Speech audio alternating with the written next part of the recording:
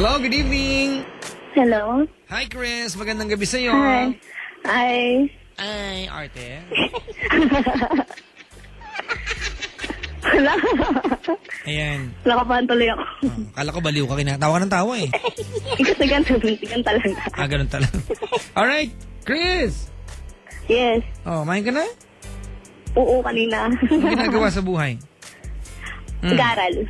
Ha? Nag-aaral. Nag-aaral. Sige. Anong paglilingkod ko sa'yo? Kasi ganito. Laki na ako ba na ako, promise. May girlfriend kasi ako. Ano ka? Babae. Pwede ka. Hindi kasi, siya, boot siya. Ha? Yan.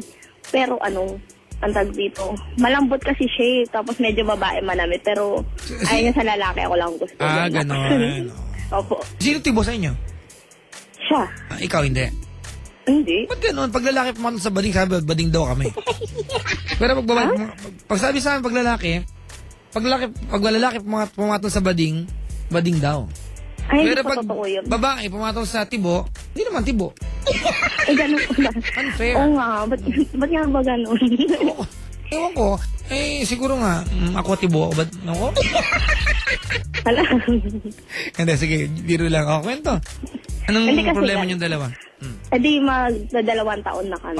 Ang problema, parang siyempre nung umpisa masaya ganun. Masaya pa rin naman ang ganun. Kasi ang problema, parang sa amin ang nangyari sitwasyon ganun. May nagbago. Kumbaga, magdadalawang taon na kayo? Opo. May parang nagbago na tungkol sa kanya. Parang minsan insensitive na siya. Parang minsan masakit na siya magsalita. Hindi na niya alam kung paano alagaan yung emosyon mo. Ay, may mga panahon na gano'n po. Pero sabi niya naman, parang way niya yun. Kahit na, actually sabi niya sa akin dati na nasasaktan daw siya pag pinagsasabihan niya ako ng masakit. Parang naging way na lang daw niya yun para magbago ko sa mga pagkakamali ko. Gano'n. Ganon? Opo, kasi iba po kasi ugali, no? Mahirap intindihin kapag basta iba po talaga. First time ko lang din makakita ng ganong kahenta po. Kasi sabi niya, mabuti na daw na masaktan niya ako para lang magbago ako. Kasi kahit anong gawin daw niya. Ano ba yung mga ugaling ayaw niya sa'yo na kailangan baguhin mo kasi? Irresponsable daw ako. Ano yung mga bagay na kailangan ka pa niya saktan para magbago ka? Parang irresponsable daw po ako. Kasi ko nga po. Anyway, sige. Ano ang paglilingkod ko sa'yo? Gusto ko po sanang tanungin kung ano po bang magagawa ko para bumalik kung paano kami nung umpisa. Kasi yung saya-saya namin noon, nung mga unang taon pa lang namin, gano'n. Parang ngayon dami na nagbago. Tsaka medyo mahirap kasi, kakauwi ko lang ng Pinas. Tapos ilang buwan na rin kami di magkasama. Galing? Singapore. Sosyal? Ang ginawa mo doon? Tuloy ako bigla. Po? Ang ginawa mo doon? Nagsama po kami. Ha? Saglit lang. Kasi nag-aaral pa po ako.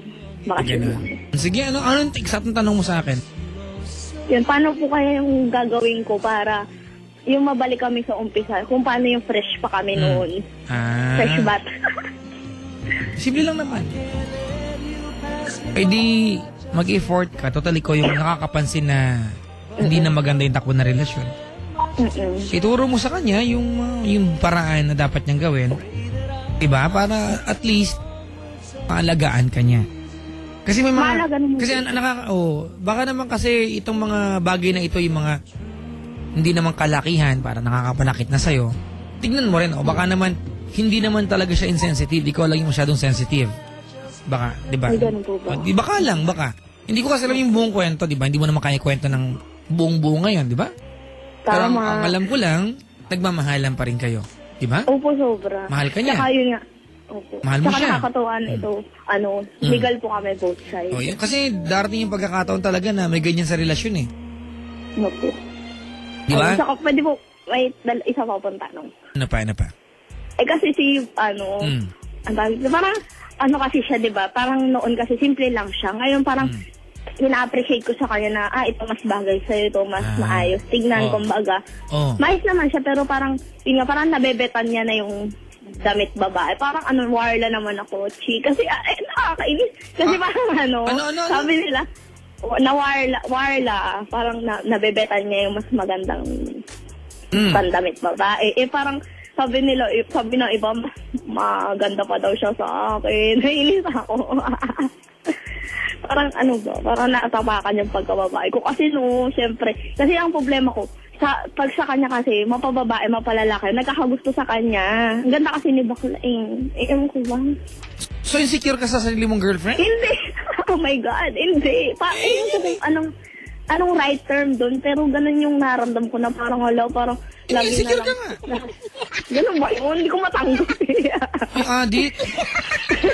Insecure ka nga, ate. Insecure ba ako? Kasi, siyempre, ano ka ba? Dapat nga, if she looks good, dapat nga, matuwa ka para sa kanya. Ikaw yung mahal niya eh. Diba? Kaya nga if she looks good, dapat nga, okay sa'yo. Kasi, diba, she's trying her best, diba, to look good, at alam mo na ikaw yung mahal niya. Bakit issue mo yun? Pati rin kaya kita. Anong gusto mo kasyang pangit? Hindi. Hindi ko pala yung problema eh. Tulog ka nga doon. Hindi ka lang. Kasi parang, siyempre ako po yung babae sa relasyon. Parang ang pangit naman tignan na parang problema eh. Alam mo, ganito mga kaibigan, pardon me for saying this. Yung relasyon nyo weird talaga yan. Sorry ha. Di ba? Oo, weird yan. But alam natin na kayong dalawa, you understand each other, di ba? The way that you guys only can. Magulo yung statement. Lilinawin ko lang ha. Sa inyong daigdig bilang magkasintahan kayo, nagkakaintindihan kayo. Tama mali? Alright?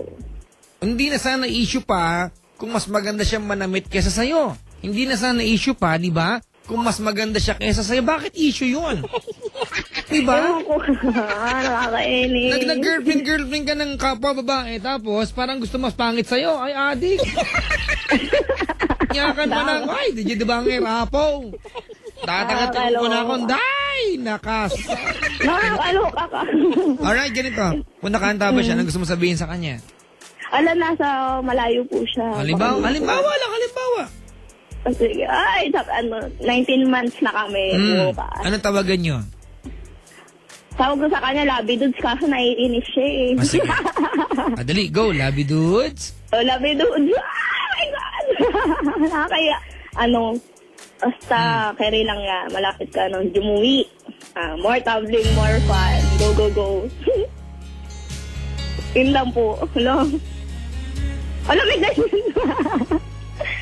Basta, carry lang yan. Sigura. Tapos, hindi ko lang masabi ako pa dyan kasi mamaya tatawagan ko rin siya. Sige, wala kang gusto sabihin. Salamat sa pagtawag. Opo, sige po, thank you rin po. Thank you, mga kaibigan. Yan po si Chris ng Manila sa inyong background. Ganda-ganda pa. Uy, nakahanda pa si